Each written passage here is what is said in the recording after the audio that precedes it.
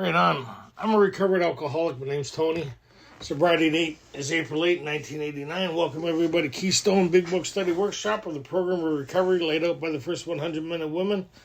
In our basic texts, in the first portion, we do a lot of different studies. There's a great study Tuesday night, a women's Monday night, and there's a Saturday, from what I understand. We have a big book discussion page, which is pretty exciting stuff. We all get to do a lot of fellowship.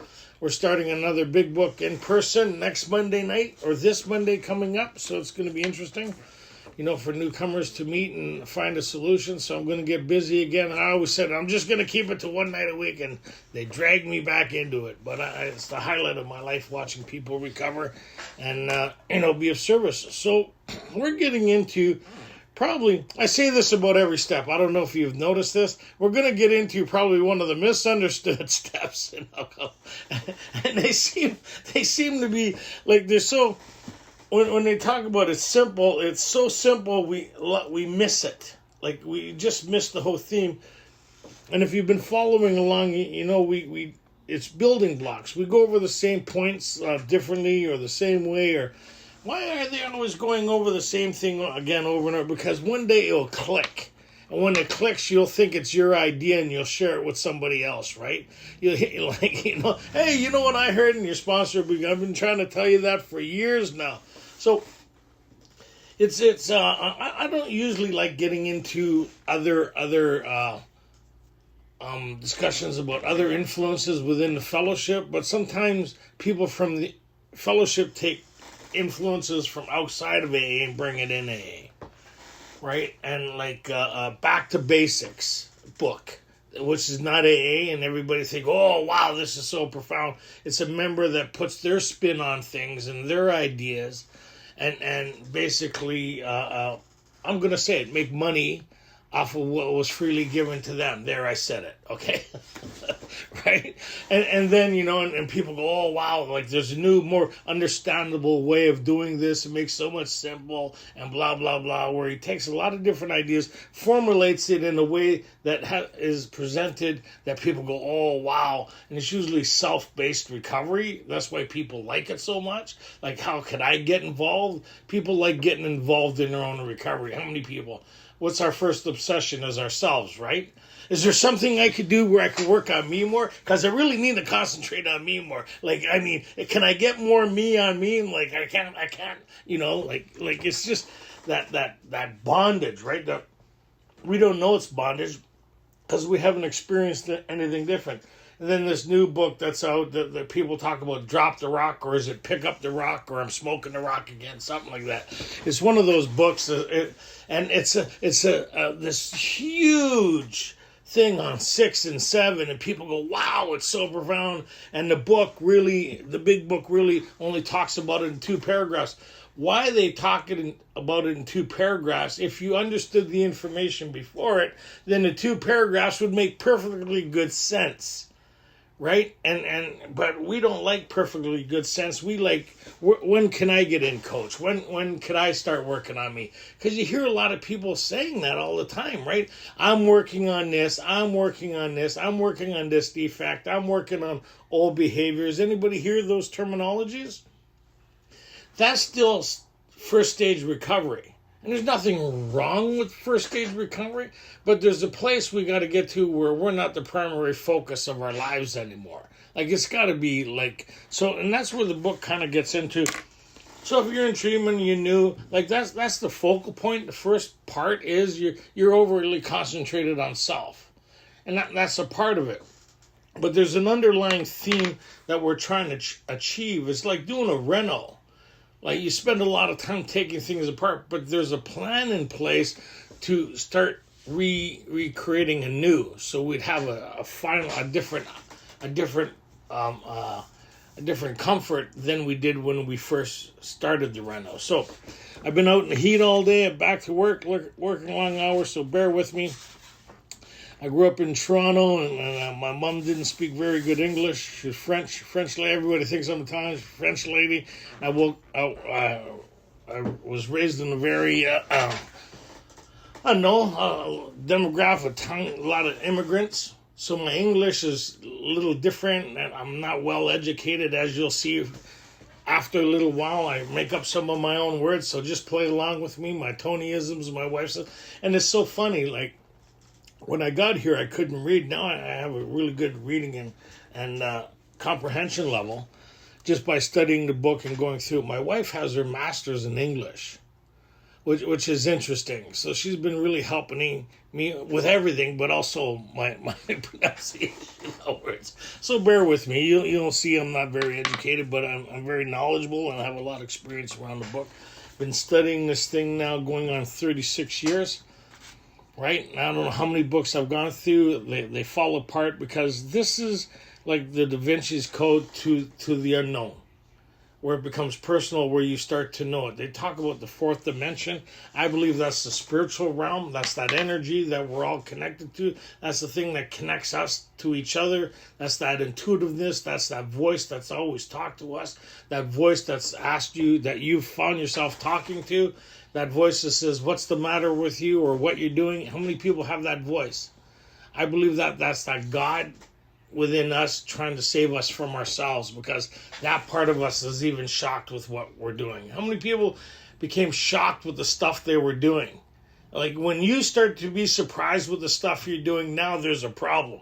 When it's just everybody else who's surprised with it, no big deal, right? So we're looking at 6 and 7, obviously, and on page 76, it looks like 2 paragraphs, but if you look back on the build-up to this thing, so if we just look at it, right? They finished the 5th, what they talked about last week. Ray did, I imagine, a great job. We were both cut from the same cloth and used the same process. Where they talk about, we may have had certain spiritual beliefs, but now we begin to have a spiritual experience. I'm sure Ray covered that, right? And so we see the purpose of the 4 is to start to have our own experience, right? We started this because of everybody else's experience and the idea that we could recover from this thing that seems to be kicking our ass, right? I seem to be afflicted with something that I can't beat, alter, or avoid, right? That's step 1. Step 2 says, well, we have a solution for this. We don't treat alcoholism. We have a solution for it. Big difference. Right, just that understanding alone right there will create, anyways, we'll leave that alone. So, as we go through this, as we go through the 4, it starts removing the blocks. We find out what the purpose of the 4 is to remove the blocks so I can get connection to this power. What's the whole point of the book? The whole point of the book, the main purpose of this book is to enable me to have a connection, or to regroup, or to reunite, or connect into a power greater than ourselves. Yes, that's the main purpose of it. That's exactly what this book is about. His main object is to enable you to find a power greater than yourself, which will solve your problem, not help you solve your problem, which will solve your problem. So if you've had a problem with your car, your house, or something like that, and you called somebody to fix it, and they needed your help, would you pay them the money necessary, or would you want them to come to your place? Hey, like, I just had my truck, the transmission blew. I went to Revelstoke. These people were fantastic. They never asked me for my help once. Not once. I had all these problems with my truck. I brought it to them, and you know what? They never phoned me once asking for help. They phoned to clarify, will I be able to cover the bill as it starts to increase? Yes. And would I mind bringing a copy of my wife brought my credit card there. I digressed. So to get this connection, we may not know the level of connection that's happening, but it's happening. And why I say we may not know the level of connection that's happening, because somewhere along the line we will kind of be in tune to this thing's been happening all along without our awareness of it. And that's one of the promises they talk about. You'll suddenly realize that God is doing for us what we couldn't do for ourselves. So that means somewhere along the line it started, but you got tuned into it. It's like alcoholism. Somewhere along the line it started, but the time you got tuned into it, it was too late. Yeah, does that kind of make sense? And as you look back, you've seen these symptoms or characteristics been happening for quite a while. And so that's kind of like when we enter this idea of doing the 4th step, was the idea that I could possibly have this relationship with a power greater than myself.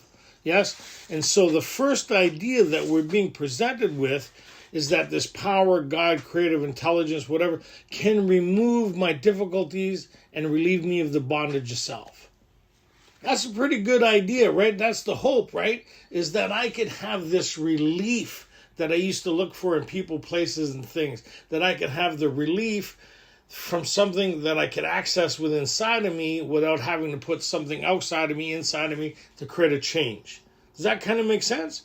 Because if you could have that euphoria or that sense of well-being just by tapping into something, how many people would like to, and I'm not talking about a keg, right? I'm talking something that you could actually tap into, this thing that create that very thing you've been looking for your whole life. Sounds like a pretty good goal, right? But it sounds a little far-fetched, and the only people we have to go by is the people that went before us. And they say what they tapped into is far greater than they ever experienced before. Now, to say that to people like us, it's far greater than anything I've ever experienced before. We've experienced a lot of stuff. We've experienced some pretty profound stuff. We've experienced stuff that we've even bragged about. Anybody? We've experienced stuff that we're even amazed we survived. And when they say it's greater than that, you want to be a bit of a skeptic. But it's like the first time you ever seen somebody smoke a reefer, right? They explained it, but you can't get what they're talking about until you try it. When you try it, it's like the first time you felt the magic in a drink. Anybody? After you felt that magic, maybe not the first time you had a drink, but I'm talking the first time you felt the magic, that kind of boom, that kind of instant personality change. Anybody ever experienced that here? You've never needed it to be explained to you again after that, did you? You had a reverie. You had like, wow, this is what I'm looking for. And then it stopped working, right? Now they're saying here we got something better than that, right? In such a way that it'll continue to develop as you go along, and it'll increase, the experience will magnify than the first time you've experienced it. So like the addiction, but the other way around, in your growth, it'll start to develop and magnify, and it'll consume all of your life, just like your addiction did. But it didn't start that way, right? It started here, there, and pretty soon your whole life was directly proportionate to your alcoholism. Anybody? Drinking in the morning, afternoon, like just consumed by it. And same with spiritual principles. So I guess I had to go there for a reason. So by the time we finish page 71, we're going to go back there. I'm just kind of getting settled into the seat here, kind of acknowledging God that's present, asking for a bit of direction, and this is where we are. So at the end of the 4, it says, we hope you are convinced now that God can remove whatever self-will has blocked you off from him. Notice it says, we hope you are convinced, because they're already convinced. They already did the work, right? And we see how self created our problems. We see where our problems stem from. It stems from self. You notice that it's not alcoholism that created it. It's self that created these things based on a self-will or self-instinct-based life, right? And how we drag people, places, and things into it. And then how we started to be possessed by resentments. Nobody in this fine group, eh? Right? We used to think they were assets, and we see that they're actually liabilities. And then we've seen how fear used to eat our lunch. We never really acknowledged the level of presence of fear was in our life till we started looking at it. And I talked about it being an evil and corroding thread, and I was able to see that. And now, I could see back when I finished my 4 and my 5, and I was looking to see how much fear really was present in my life from the time I woke up to the time I went to bed, and it pre-existed resentments. So fear set up the resentments and the conduct and the harms and all that other stuff. So what really is a fear-based, instinct, animal-based response to life? And if you watch animals, they're all on high alert. My dog is always instinct-based. He just lives, even when he's sleeping, he's instinct-based. Why? Because he's An animal is a dog having an experience of a dog, which is instinct-based. Sleep, food, and other things I won't get into right now. But, the basic instincts, as long as those things are happening or he's looking for, he's a happy dog. And so that's how I see, and I used to live my life, was instinct-based, and how I created all my problems. So, if you have made a decision and an inventory of your growths or handicaps, we find out what the handicaps are. What are my handicaps? The things that are in my life. Resentments, fear, harms, and conduct. Yes? I see these. Why do they call them those things? Because we had to look for the common manifestations on the things that had defeated us. Most people won't talk about resentment, fears. They talk about selfish, inconsiderate, dishonest. That's our basic level as human beings. I hate to say it to you. That's how we find, right? And if those things determine whether we would stay sober or not, none of us would have any clean time or our sobriety date. None of us, right? Because we need to learn how to not to do those things. And the more spiritually secure we are, the less we do those things. But those things are still under the surface, right? It's just natural. You go to the dessert tray on a buffet, and there's a bigger piece of cake than a smaller piece of cake. How many people are taking a bigger piece of cake? Every time, right? You're putting in an application for a job, and there's 3 going for the interview. How many people walking away to be considerate and giving someone else the job? I want the job. Nothing personal, but that's a little selfish. No, that's necessity. I don't get this. You hear? So the human condition, the human basis, as long as it's used right, and managed along spiritual line, we do pretty good. It's when it's unchecked, and that's what the 4th step is about. So then they talk about here, I don't know why I went there, but here we go. You've made a good beginning. That being so, you swallowed and digested some big chunks of truth about yourself. So then when they got into the 5th, they reminded us what it's all about. It's about recreating or developing this relationship with this power. Yes? Right?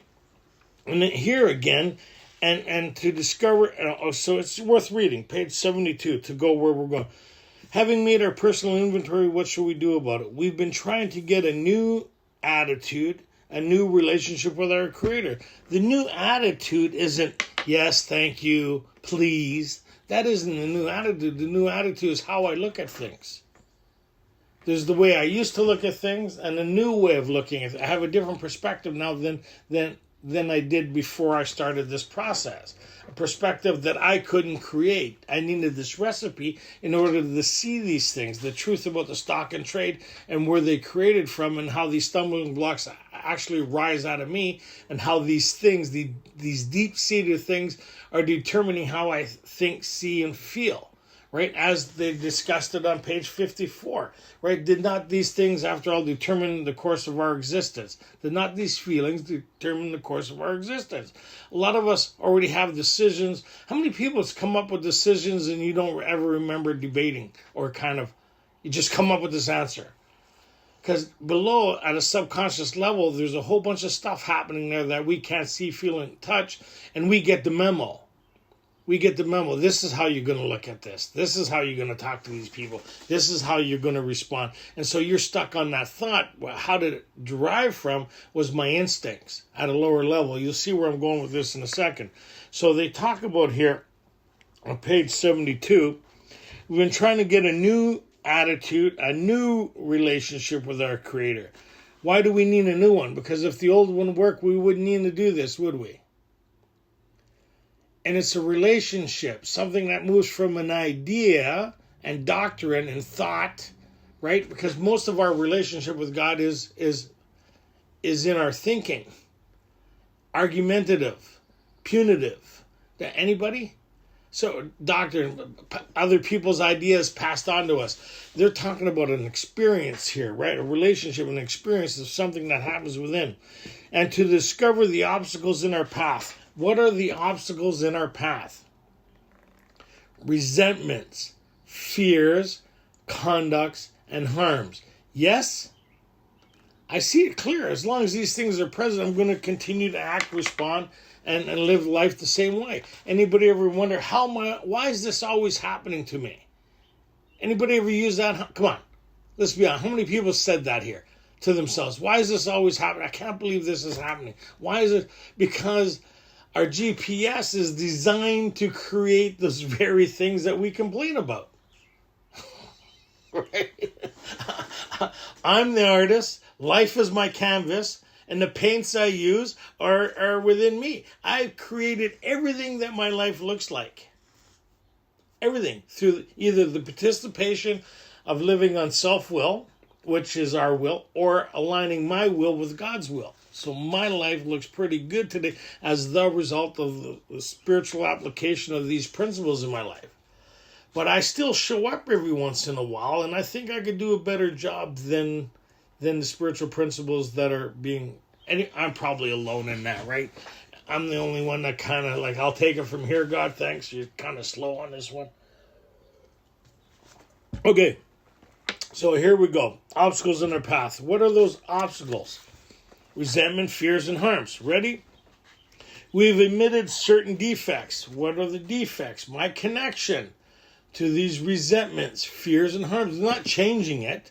Some are a little more deep-seated than others. Some, even thinking about it, brings up more energy attachment than others. Some, I have a story that I'm not willing to change how I look at it or how that story affects me because it might change my identity, right? My excuse. Anybody?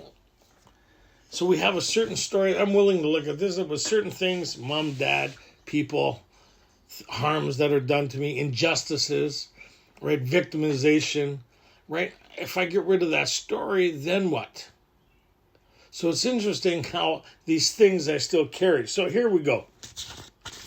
So the basis of this stuff is humility. We see that on page 73. Right? Humility, fearlessness, and honesty. And so as we go through to develop this thing on page 75, they talk about, we explain to our partner, we go, we do our 5, returning home, we carefully read if we've omitted anything, left anything out, right? Your conscience will tell you if you left anything out. How many people have done a 5 here and left something out? It's funny how your conscience will tell you, won't it?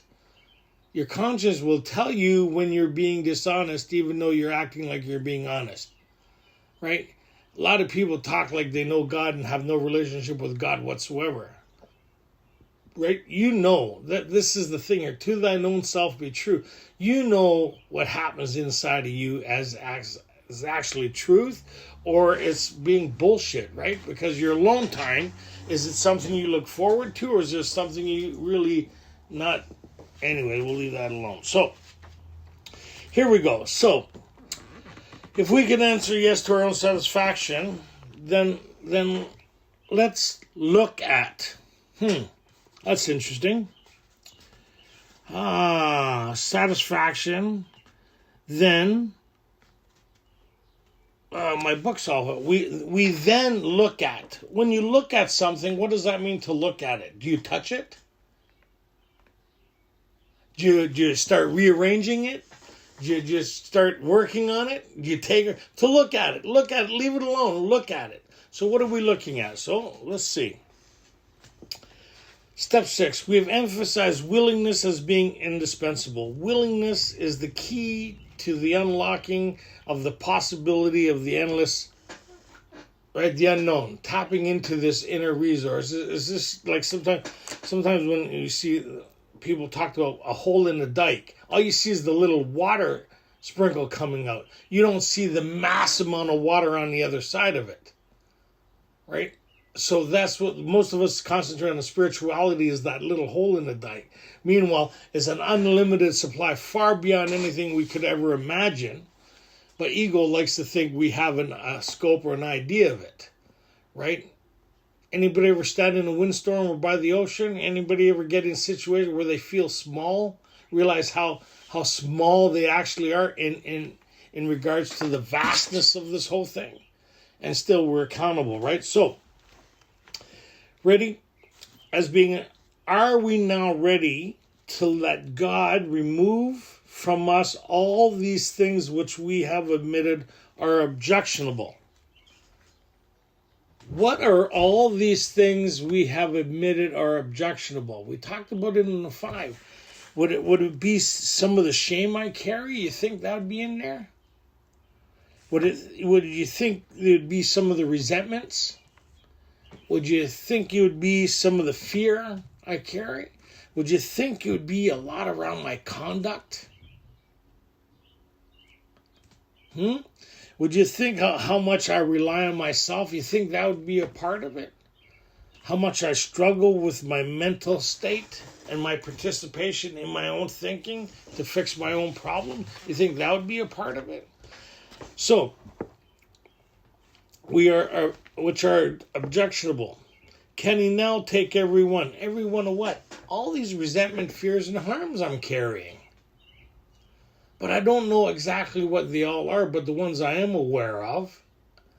Am I willing to let these things go? How that was explained to me is, I just sobered up, and I'm moving from the house, or the room that I live in, to a new apartment. And it's fully furnished in my new place. But I'm still hanging on to some of the old stuff. But some of the old stuff has some maybe bed bugs in it. Or some smells that I shouldn't carry with me.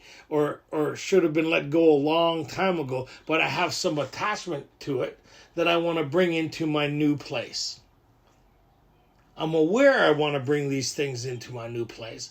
I'm not quite willing to let these things go, but everything else can go. I have some attachment to it, even though it works toward my detriment and not my well-being. Anybody have those things? So I'm going to take the old and bring it in the new. It's not going to go very well, because whatever I bring old into the new, pretty soon the old is going to affect everything in the new. I don't know if you've ever had lice or bed bugs, but it's quite interesting. But my attachment to it. Anyway, so I don't know, I have a weird way of looking at things. Can he now take them all? Every one of what? My resentment, harms, fears, and attachments. All these things that create these emotional deformities. Anybody have things in their lives that create emotional deformities? Anybody have parts of their story that they look back on that creates some emotional shift inside of them? Pictures. How many people remember my mom, when I go visit my mom, she's still alive, I'm very fortunate.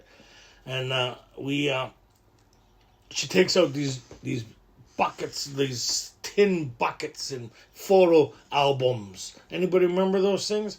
And we start going through all these photos and stuff like that. And some photos will bring about a good memory. Some photos, not so much a good memory. Some photos, there's even people's faces missing from them. Anybody got those faces? You know, those photos, the whole face is cut out from them, or half of them cut out and stuff like that. And so what happens is that's kind of like what happens inside of us, and we have the same picture kind of thing going on in our mind. And what happens is with the stuff we hang on to, life presents a photo, it goes back into our consciousness, and we're responding to it in an old way, not a new way. So the past is still determining the present. Right? And I have a good idea of that and what's happening here. So, everyone, if we still cling to something we will not let go, we ask God to help us be willing. What would we still be hanging on to, letting go? Anybody have, how many people has gone unscathed here with parenting? Or their parents? How many people have nobody's unscathed, right? Everybody has something from their childhood, their parents, their dad, moments that has caused scarring. Anybody? How many people has relived those moments over and over? And how many times, given the right situation, you bring it back up again with the family and people, right? Relive and punish again. We're punishing them and punishing ourselves. Anybody have a nice evening with somebody, and then the past comes up, and that evening goes to shit really fast? How it really ignites? But there's nothing happening. In that moment, all that's happening is the past coming back into the present. And you're reliving and re-feeling that again. And a lot of us get like, I got stuck to that part of my story because it defined, I thought, who I was, and my excuses for me not becoming better in areas that I should have, like could have.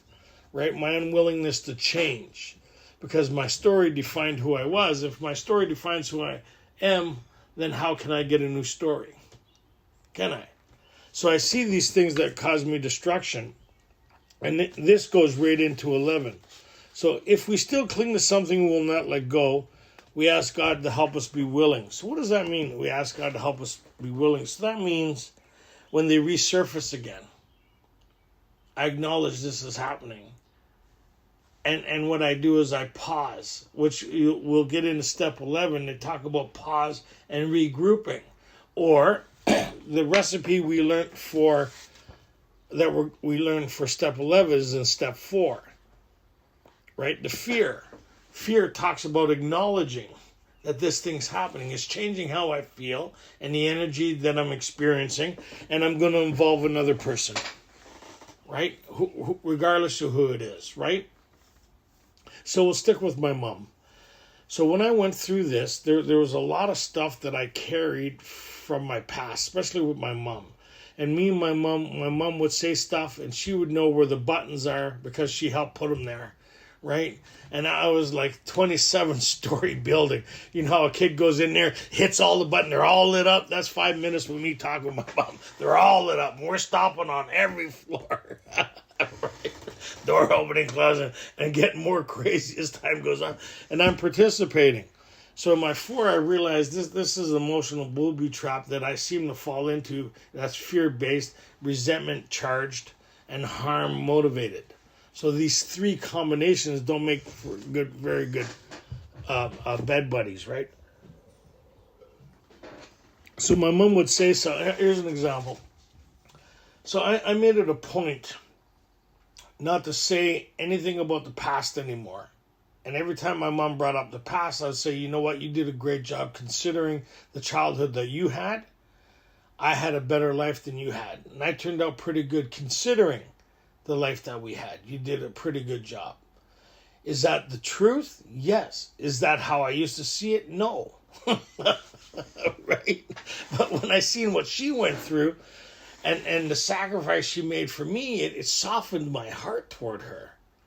Right? When I seen what she did for our survival and what she had to go through back then as a single mom of I come from a mixed background as a single mom mixed by Roman Catholic Church, and they told her to give me up for adoption because she wasn't married. I have my background's a lot different than theirs. I'm mixed. I have a Heinz 57. Right? I have, and so, but she decided to keep me, and she went through all that stuff back in 1962. Single mom, welfare, trying to feed, and all the sacrifice. When I kind of started looking at it that way, it softened my heart toward her. Right? So I thought, what a rough life. In the 4th step, it asked us to look at these people differently. Right? And when I started looking at the life she had and I started having compassion for her, what I didn't want to do anymore was punish her any more than she's already been punished. And I didn't want to be at my hands anymore because I've punished her most of my life, right? Up to that time. So I'm like a year sober, and I seen how much I made her pay over and over and over, right? And yet she still loved me as best she could. So fast forward, I made it a point of going to go see my mom, and I live in British Columbia. She lives in Ontario.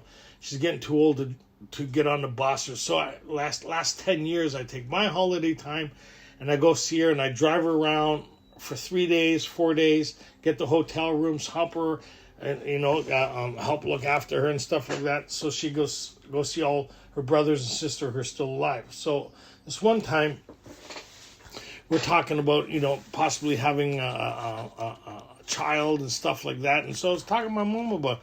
And she goes, I hope you have a kid just like you. Inside exploded. I smiled, and I never said nothing. And every time I talked to my cousins, 3 days this went on. Every time I brought up this idea and the excitement in my life and what we're praying and we're looking at, I hope you have a kid just like you. And I started, it started getting, so I prayed, so I pulled the car over and I said, look at, if I wasn't raised where I was raised and the things that happened to me didn't happen, how do you think I would have turned out if I wasn't afflicted with alcoholism and I didn't have the story that I had? How do you think I would have? She says, you would have turned out just like the man you are. She said, I love you and all. So I said, why do you say that? And then what I didn't realize, she brought up something I said when I was 16 years old. So that was 13 years later. She said, when I met my dad, I looked at her and I said, I don't need you anymore. I have my dad. That one incident she carried all those years. So by her saying those things, wasn't the things she meant to say, it was the hurt that was underlying it. And by me getting sober and not attaching or not buying into this, allowed her, for me to hear her, and for me to make an amend that wasn't even on my amend part. Right, Marka? And I apologized to her for what I said. And I said, that must have been really hard. And I said, I hope you don't have to carry this anymore. But she released it in that moment. And that's, as weird as that may sound, that's step 6. Right? It's stuff determining from... And if I didn't find healing, that moment would have never happened. Right? And so part of step 6 is for us to find healing, but also to allow other people to heal. Right, and one of the things is, you ever hear people talk about forgiveness in meetings? Which is part of step 6 stuff, the ability to forgive, right?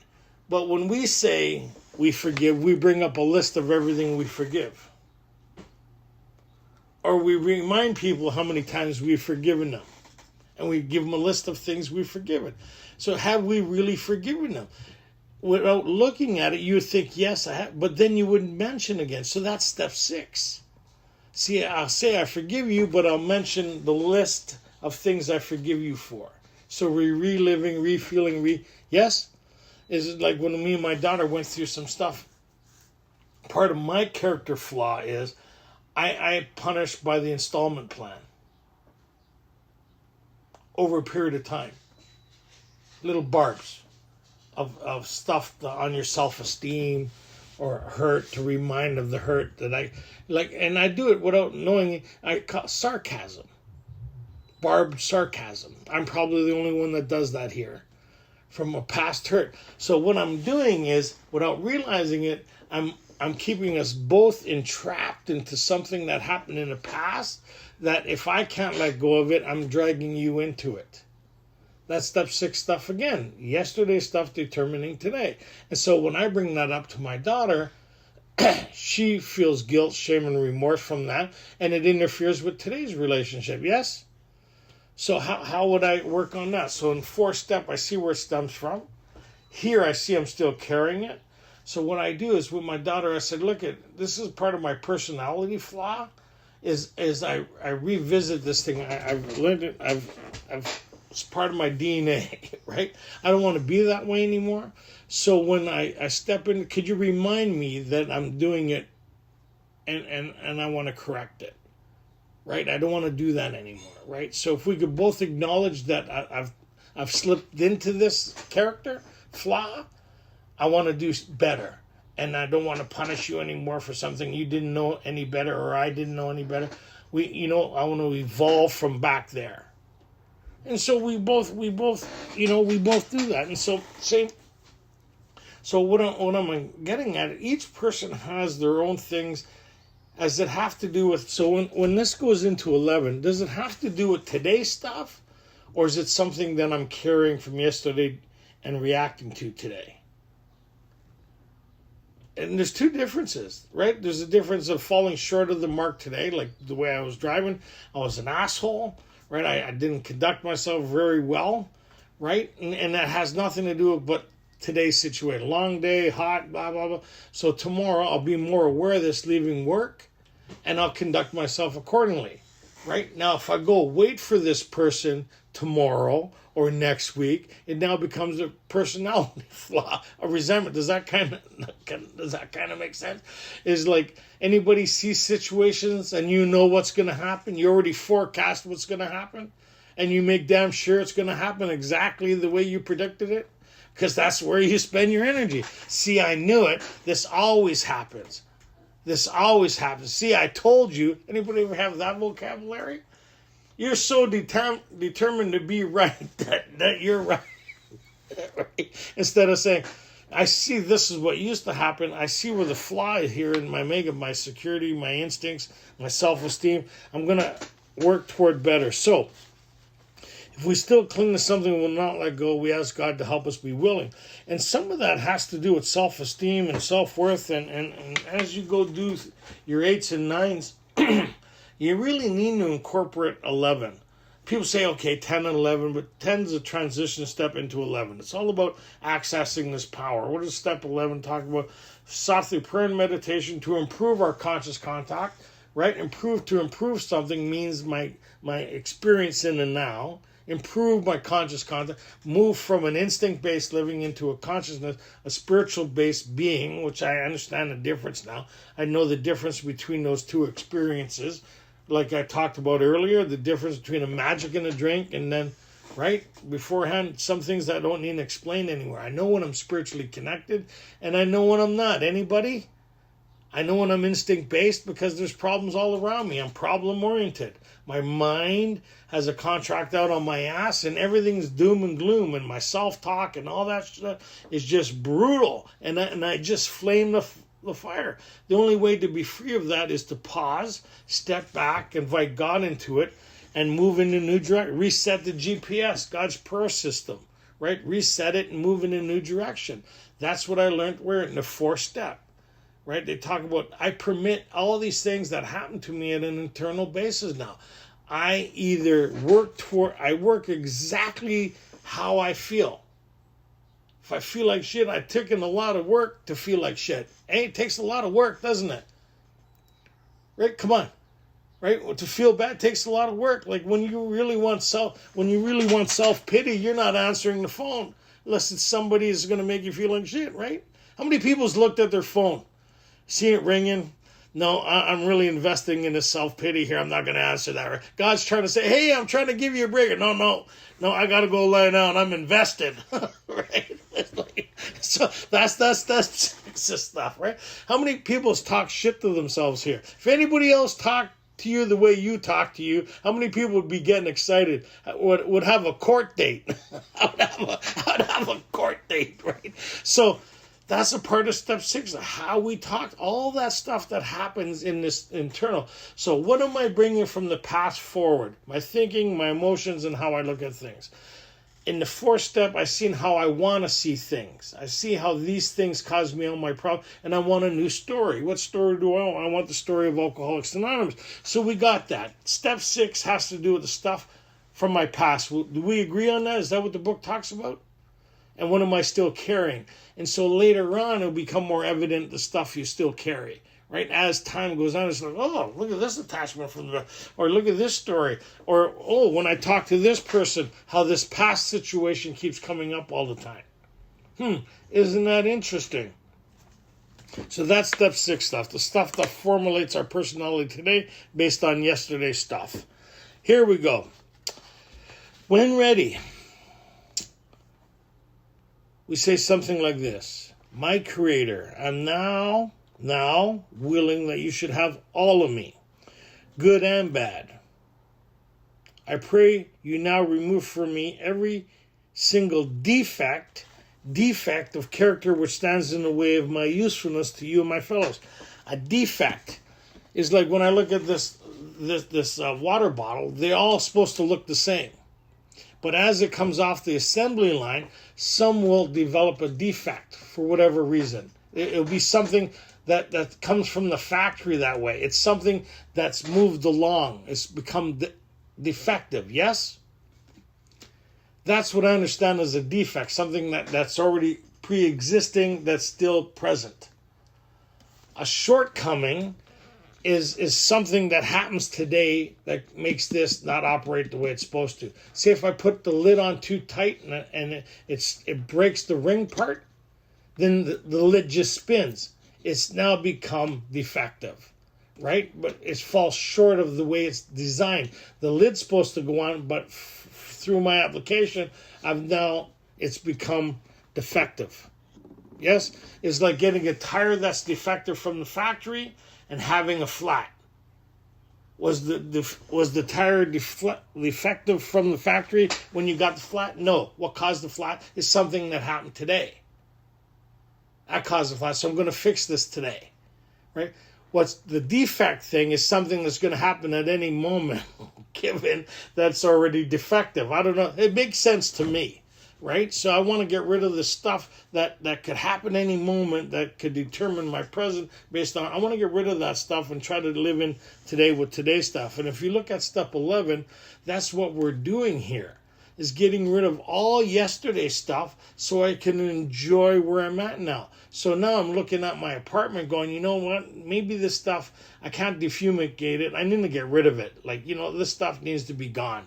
I need to really enjoy my space here, right? And so with this stuff gone, my life will look a lot better. So, and you notice it says good and bad?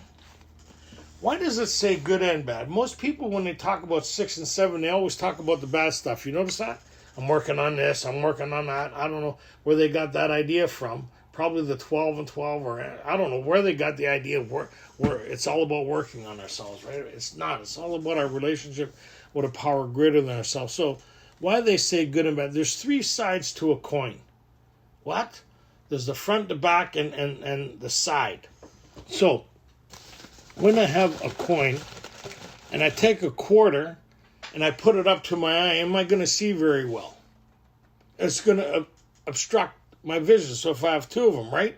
And if I look at all the bad side, if I turn that coin around, is it going to free my vision up? It's still going to obstruct my vision. So when I look at the bad stuff about me, who's concentrating? I'm still concentrating on myself, right? And when I look at all the good stuff, I'm still concentrating on myself, right? Same coin, 2 different sides. Me thinking about me, concentrating on me. Yes? But if I turn the coin sideways, right, the good element is still there, but the element, that sliver when the coin's sideways, will I still be able to see past the coin? 100%. Right? Will I have a bit of a obstruction? Yes, but that's the spiritual angle.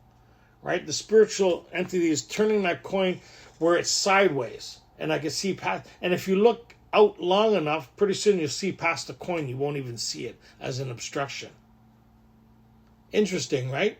And that's like 6 and 7, right? Good and bad means, yeah, I have this human element to me, but I'm not going to concentrate on that, because if I concentrate on these things, it gets back to the entrapment of self. And if I get back to the entrapment of self, then what element's not present is the spiritual angle, my connection with something greater than me. And I'm not living in the moment. I'm not living free. Relieve me of the bondage of self. Take away my difficulties.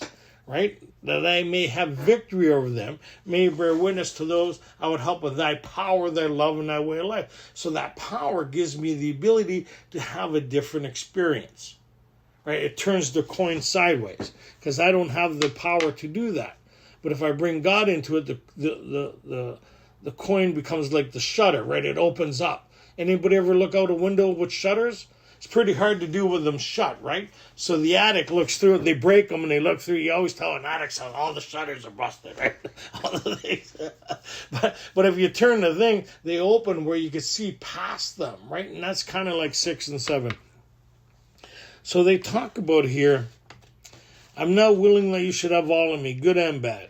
So that kind of goes with page 62. He is the Father, we're his children, right? We're his agents. I'm going to trust something other than me to give me my marching orders when? Now. What's this all about? May you find him when? Now. May you have this experience when? Now. When could I have this thing? Now. But I need to get rid of some things so I could continuously experience it on a more fluent basis, right? To harvest, to duplicate, to continue to grow, which is all about step 11. So when you look at 11, it goes with this whole thing is about. Can I get access to the power in my house, to everything I need now? So everything in my house is all here. I have access to everything when? Now. As soon as I need, I have access to it. It makes my life comfortable. right? And as long as I'm willing to do certain things, I get to live in the comfort of living indoors and all the necessities of life. Do I give these things much thought, like the water, the hydro, the plumbing, all that other stuff? No, I don't give it much thought. Unless I enter the bathroom and there's no toilet paper, then I give it a lot of thought. But other than that, there's step 6. No. Houston, we have a problem. No. So anyhow, I don't know why I go there. Ray, you're supposed to help me out here. And that's kind of like the spiritual realm. What they talk about is we're going to learn how to access this stuff so we could be more free on a more consistent basis, right? Because we permit how we think, how we feel, and the experience that we're having in the moment, we're creating it. Doesn't that give you a warm, fuzzy feeling? Every time you bring up the past, who's bringing up your past? You are, but you can't stop yourself because you're connected to it. You're in bondage to it. It owns you. It's eating your lunch. It's a cyst on your spirit. So all these things get removed, which is pretty cool. I'm living testimony to that. So it says, I pray that you now remove from me every single defect of character which stands in the way of my usefulness to you and my fellows. Every single defect of character which stands in the way of my usefulness to you and my fellows. That could be an array of things. Anybody have some social anxieties? Anybody have preconceived ideas about groups of people? Anybody have preconceived ideas about certain group members, those people at that meeting? Anybody ever talk themselves out of happiness here? Anybody have a great, exciting opportunity and you ruin it before you even started? Right? So that's where. So remove these things from me which cause my problems in the moment. So what's the moment? So if I'm supposed to be at my home group and I'm experiencing some anxiety, what am I going to pray? God, give me the strength to make it to my home group, to my commitment. Right? If I'm supposed to be at work, but I'm whatever, being here, whatever, just God, give me the strength to do what I need to do. When? Now, not later, now. So, grant me strength as I go from here to do your bidding. We have then completed step 7. What does completed mean? I do it every day? How many people don't know how to answer that? We hear we do it every day. You could remind yourself every day about it. It's like I'm married. I don't need to remind myself every day I'm married. Right? I remember a long time ago, I was at a sober dance. This is back probably 20 years ago. And I'm dancing with her, just relaxing and dancing and having fun. This girl goes, I'm engaged, you know. I said, you're reminding yourself of that. You're not reminding me, right? And so the ring is kind of like, is something that already happens deep down within. I don't need to reiterate I'm married every day. I don't know how to explain that. It's a byproduct of the life that I live. I'm in partnership with my wife. We're in partnership with God. And we live on that basis. How could we be of service? How could we help? We take care of today's stuff as they happen. We get notifications in the mail. We address them. That's life on life's terms, right? When the phone rings, we do this. How could we be of service? How could we be of help? So what we're redoing is we're reconfirming step 3 and step 7. Have all of me, good and bad.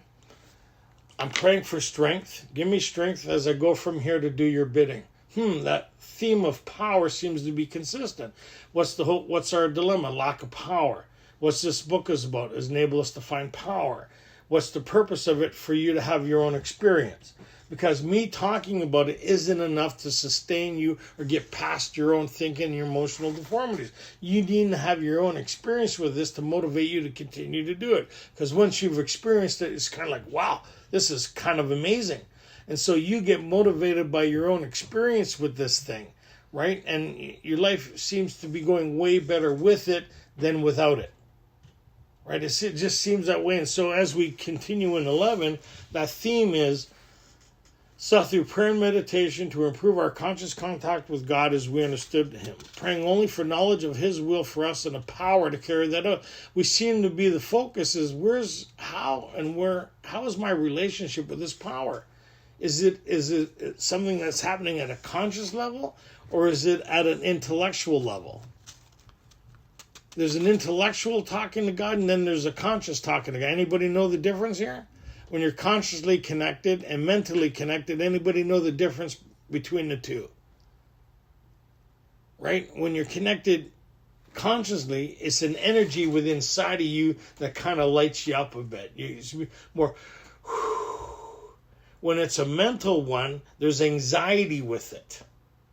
You're thinking instead of experiencing. And this is one of those things as you go along. So, one of the things we look at here is a lot of people get this whole thing kind of mixed up, what this is about. On page 77, it kind of keeps on reminding us. Anybody ever notice that? It reminds us continuously because we forget. What do we forget? We forget that we need a relationship with something greater than ourselves because self wants to take over.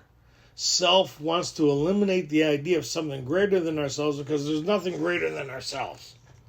Right? So we want to take it from here. We want to run the show. We want to start arguing about what amends we're going to make, what amends we're not going to make. We're self-counseling again. We're not praying about things, we're praying for things, right? And it says there's a big difference. So on page 77, they talk about here. It's kind of interesting. It talks about our real purpose is to fit ourselves to be of maximum service to God and the people about us. To fit ourselves. Not when convenient. Not when there's no hockey game or nothing else going on. To fit ourselves means with effort. To fit us takes effort. Takes like... So one of the things... Where am I going with this? So one of the things that I've had to really develop, and I did it mostly in 11 through 9s and working with other people. So if you just finished your 5... You're looking at 6 and 7. You're reading through 8 and 9. You're not doing nothing yet. You've just entered 10. You've started practicing 11 tonight. And you're looking for a new sponsee tomorrow. As soon as you finish your 5. You should be looking for someone to work with right away. Because nothing will create immunity from doing as intensive work with others. And then as you're doing 11, you're working with other people. Now you're going to go start to look at your amends and how I'm going to pursue this. So through prayer, you're going to get an intuition. How am I going to do this? How am I going to move forward? And this intuition, I call it God consciousness, says, I got these things lined up. I want you to work on this amend. I don't want to work on that amend. That's the amend that came up. That's the amend you work on because there's something greater at work here. Because your job, the amends isn't about you anymore. It's about the people around you. Right? Nothing's about you anymore. It's about the people around you having a new experience, a new happiness, and a new freedom. It's about you being an example of something greater than you that created a change in you sufficient enough for everybody around you to see it and start participating and experiencing it for themselves. And what I mean by that, some of the step 6 stuff can go really deep. I'll close with this story. I used to talk myself out of going to see my family because I didn't think my family on my mom's side liked me too much. Right? So something said, go see your aunt. So I went and seen my godmother. And she seen me, she all lit up, right? And then she says, come sit on my knee. I said, like she's 110 pounds, right? I said, I can't sit, I'll break your legs, right? She goes, come and sit beside. So I went and sat beside her. She's in the home. She's starting to have Alzheimer's a bit. She's dementia. She's getting old. So I sit down with her, and she started apologizing to me. I looked at her kind of, she says, I'm sorry I had to give you up when you were a kid. She says, I couldn't afford to feed you and my kids. And she carried that at that time for 59 years. 59 years, that was at a subconscious level that she was looking for my apology to. Now, if I would have talked myself out of going, she would have never had the freedom of that. And then I said to her, I said, you know what? I didn't turn out the way I turned out because you gave me back to my mom. I turned this way because of alcoholism and the breaks and the courses that I took because I had no other option. I said, don't feel guilty. I said, I love you, and be free. She became free at that moment from something she carried for 59 years. Could you imagine? So that's what this stuff boils down to, is about other people becoming free, right? And in turn, we experience a freedom beyond anything you could ever imagine. I felt so good after that. It was like, not that she carried that, but she was able to be free of it, and that I listened to that intuitiveness, and I didn't rob me or her from something I would have talked myself out of based on a defect or something that was determined from my past, still determining my present. A new freedom and a new happiness means, how can I be of maximum service to God and the people around me, but how can I fit myself in doing so? And that's where 11 comes in next week. Live long and prosperous. May the force be with you. Sorry if I was a little scattered today. I've been working a lot of hours, tired, a lot of heat, but hopefully you got something out of it. If not, I got a lot out of it. So, thank you.